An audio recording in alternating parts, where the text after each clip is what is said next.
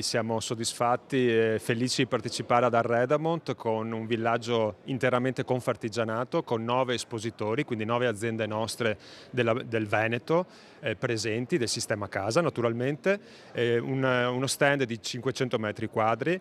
Per la prima volta Confartigianato Imprese Belluno sbarca ad Arredamont con un villaggio tutto suo, una vetrina per le imprese del territorio ma anche per le realtà provenienti da tutto il Veneto. Solitamente, spiega la presidente Claudia Scarzanella, a questi eventi partecipano aziende che hanno capacità organizzative tali per potervi accedere. Per questo Confartigianato ha deciso di organizzare l'intero pacchetto, permettendo anche alle imprese più piccole di mostrare il proprio lavoro. È un'occasione veramente bella per fare squadra, per lavorare insieme, per aiutarsi, condividere anche il lavoro che si fa, conoscersi, e quindi è sicuramente un'ottima occasione per far crescere le imprese. In mostra tutto il sistema casa, dall'arredo ai serramenti, dalle coperture alla falegnameria e impiantistica. Una Confartigianato come sistema di imprese che vanno a coprire tutti i settori. Al centro del lavoro di Confartigianato il concetto di intelligenza artigiana in un'era di intelligenza artificiale.